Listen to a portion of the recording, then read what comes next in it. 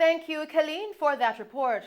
As we continue with the news tonight, People's National Party PNP's president, Mark Golding, has strongly defended his party's refusal to support the extension of the states of public emergencies in 7 police divisions across Jamaica, saying there are more effective ways to deal with the country's crime problem.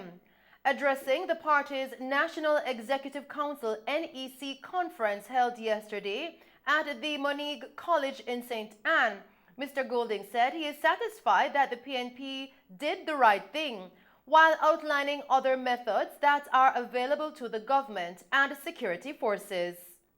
We believe that the time has come for there to be a strategy with all hands on deck, supported by the government and the opposition, over how we deal with this crime problem. And it must be a balanced approach, an approach that looks at crime prevention, looks at the youth, looks at early childhood education, looks at the situation in the communities where the hotspots are, and provides hope for those people and better conditions of life for them.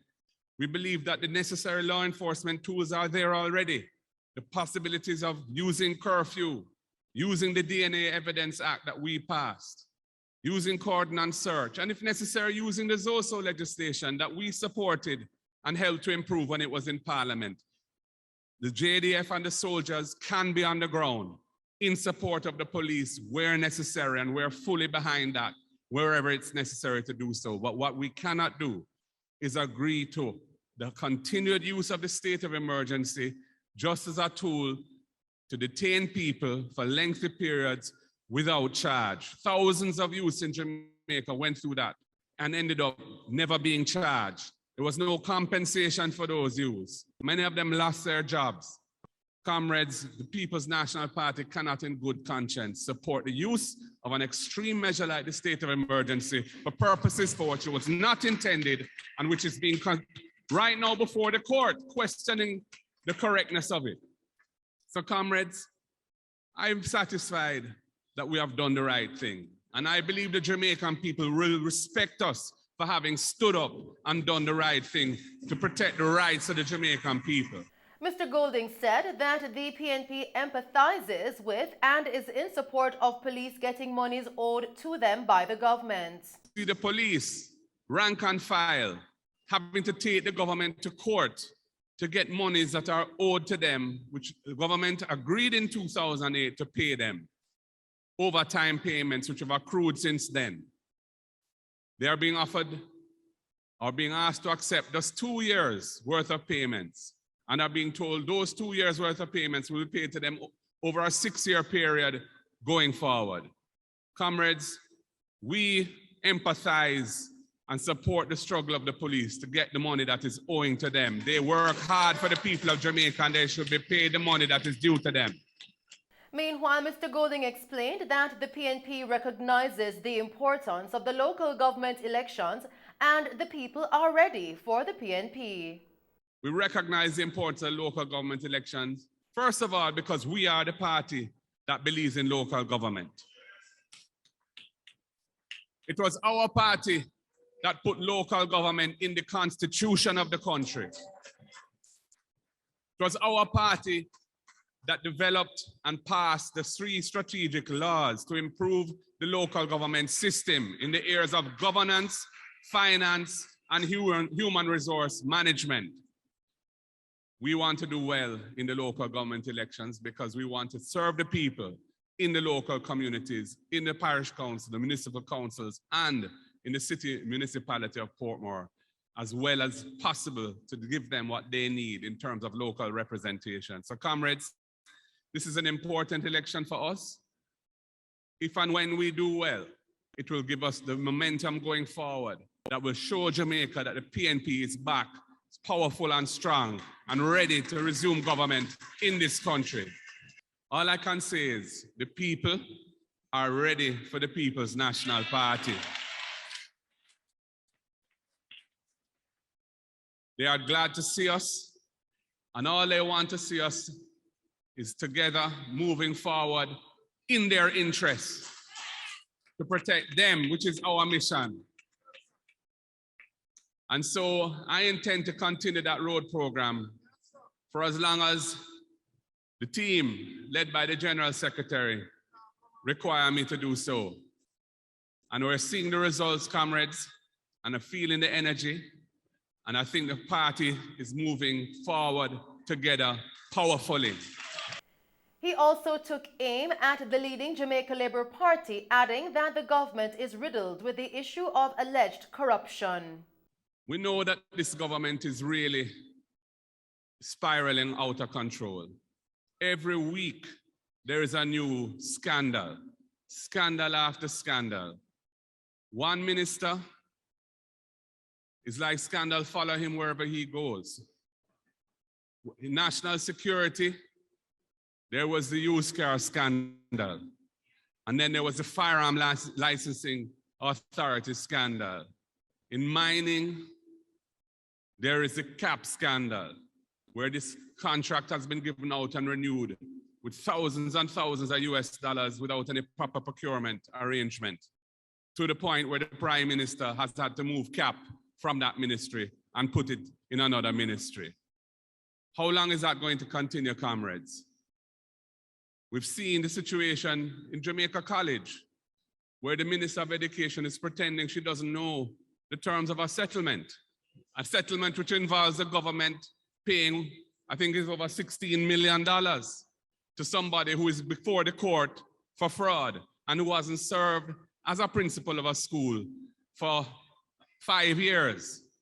The people of Jamaica are tired of all this, comrades.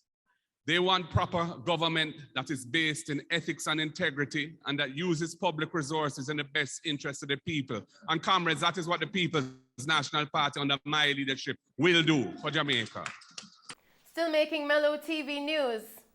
Founder of the Association of Community-Based Organizations of Westmoreland, Matthias Brown, says the opposition People's National Party, PNP, made a mistake in not voting for an extension of the states of public emergencies. According to Mr. Brown, after patrolling the communities and speaking to residents, that's the general consensus. He says people are disappointed that there won't be an extension. According to him, the decision by the PNP will have major implications on the country's crime situation.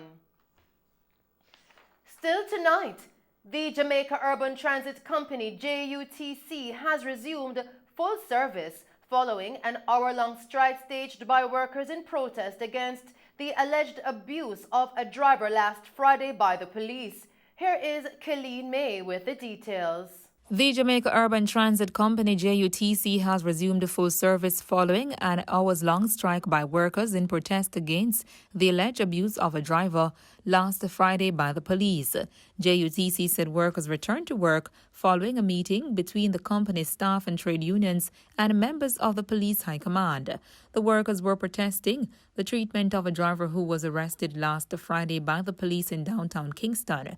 A video of the incident circulating on social media shows the police storming the bus and pulling the driver away from his seat. The strike by the bus drivers inconvenienced hundreds of commuters on Monday morning. Corporate Communications Manager at the JUTC, Cecil Toms, says the drivers are disgruntled with how one of their colleagues was reportedly handled by the police and have not shown up for work. The morning strike by the drivers has affected all depots, Spanish Town, Portmore and Rockfort. Mr. Tom says the management of the JUTC will be meeting with the police high command. So the drivers have taken industrial action in solidarity with one of their colleagues who was arrested on the weekend. The drivers are upset over the manner in which the police treated their colleague. A video has been circulating on social media which shows the police storming the bus, at least two of them being on the bus and pulling the driver away from his seat. His colleagues are concerned that the police could have treated the matter differently, and as a result of that, they have taken industrial action. The managing director is currently at the Rockfort depot. He's been meeting with staff and trade union leaders. And I'm advised as well that members of the police high command are also at the scene. A meeting is now on the way. Reporting for Mello TV News, I'm Colleen May. Thank you, Colleen, for that report. As we continue with the news tonight, the narcotics police charged 3 men in connection with the seizure of over 900 kilograms of cocaine in Black River, St. Elizabeth on November 22. Charged are 40-year-old Daniel Hansen, fisherman of a St. Elizabeth address, 31-year-old Jason Wedderburn, and 36-year-old Elvis Johnson, both fishermen of Westmoreland addresses. Reports coming into our news center are that at approximately 9:09 p.m., law enforcement officers were on an anti-narcotics operation in Black River, St. Elizabeth when they intercepted a boat with the accused men on board. The boat was searched and 34 knitted bags containing several packages of a compressed white substance resembling cocaine were found.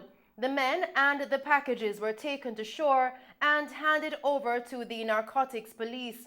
The drug has an estimated street value of over $46 million. On Saturday, November 27, all 3 men were charged with possession of, dealing in, trafficking, importing, and a conspiracy to import cocaine. The accused men are to appear before the St. Elizabeth Parish Court on Thursday, December 2, 2021. We go now to tonight's COVID-19 update. 53 new cases and 3 additional COVID-19 related deaths have been recorded in Jamaica, increasing the total of confirmed cases now to 91,222 and fatalities now to 2,391. The deceased are 2 females from St. Catherine aged 82 and 87 and a 69-year-old male from Kingston and St. Andrew.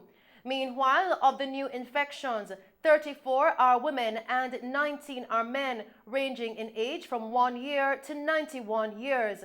In tonight's COVID-19 parish breakdown, Clarendon recorded 5 cases, Hanover recorded 1 case, Kingston and St. Andrew recorded 15 cases, Manchester recorded 2 cases, Portland recorded 1 case, St. Anne and St. Catherine recorded 6 cases each, St. Elizabeth 1 case, St. Mary recorded 3 cases, St. James recorded 7 cases, St. Thomas recorded 1 case, Trelawney recorded 2 cases, and Westmoreland recorded 3 cases.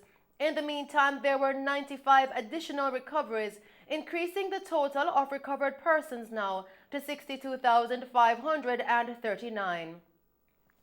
And that's our news package for you tonight. Thank you for tuning in to Mello TV Evening News at 8. I am Shelley Ann Hill. Do stay safe and pleasant viewing.